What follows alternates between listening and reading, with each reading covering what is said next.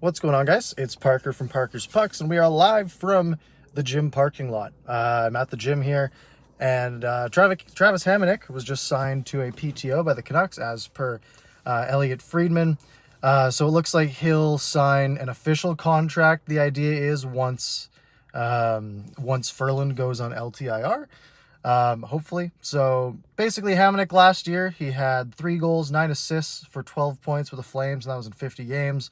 He was a -3, plus minus doesn't really matter, especially when you're like a third pairing guy. Your job is to fill time and to not give up a ton of goals.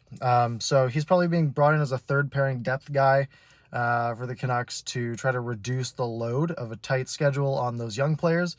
So that would be guys like Rathbone, Yoel Levy, guys like that. So I've also seen some reports on Twitter that Hamonic is only looking to play for either the Jets, the Flames, the Oilers, or the Canucks. So he wants to stay in Western Canada.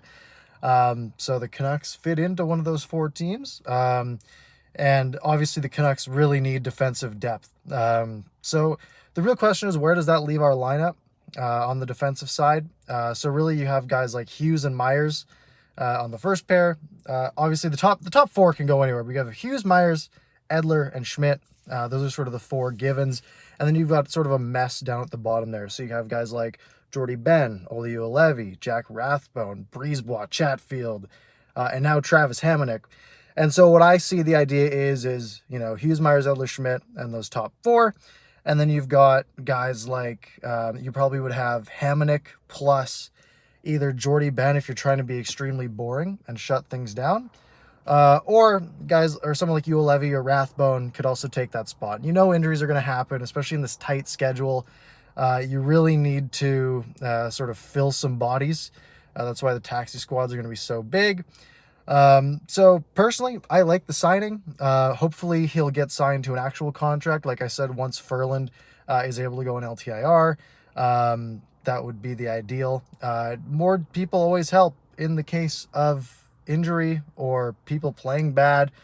So it's always good to see some more bodies being added. And this was definitely a Travis Green led thing where he's looking at the defense. He's like, all right, I've got a bunch of young guys and Jordy Ben in my bottom 4, or in my bottom 2, and then my depth.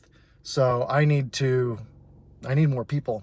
I think the Canucks are $1.5 million over the cap right now. I think I saw a tweet saying that was the number. With Ferland on LTIR, that's like 3 coming off, 3.5 coming off. So definitely can fit one more player, maybe even 2. And I think he's already in Canada, so no quarantine requirements. He should be at camp, which starts today by the time you're probably watching this. So one of the questions is this defense better than last year? As of a couple days ago, it was sort of tough to say. It was probably no. Just because of the uncertainty. But right now, we've replaced Chris Tanev and Troy Stecher. Obviously, Tanev going to the Flames, Stecher going to the Red Wings, with Nate Schmidt and Travis Hamonic.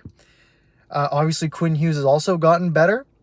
So I'm going to say yes. And that strictly lies in Nate Schmidt is better than Chris Tanev. Maybe not defensively, but I think overall he's better. Obviously Tanev was sort of the lifeblood of that defense, but he's brittle. Last year was the first time he didn't miss a game, and I think he got injured in the last regular season game anyways. So it was probably going to happen. And then Hamonic and Troy Stecher, I would say, are probably pretty equal. So I would say that's pretty much a wash there. So I would say probably an improvement, and then also Quinn Hughes getting better. Probably not safe to say that this defense is slightly better, but I'd say equal or greater than. So those are my thoughts on Travis Hamonic. Hopefully we'll have reports of him actually signing a full contract either after camp or partway into it. Not sure when they can put Ferland on LTIR. I'd assume it's day 1 of the regular season.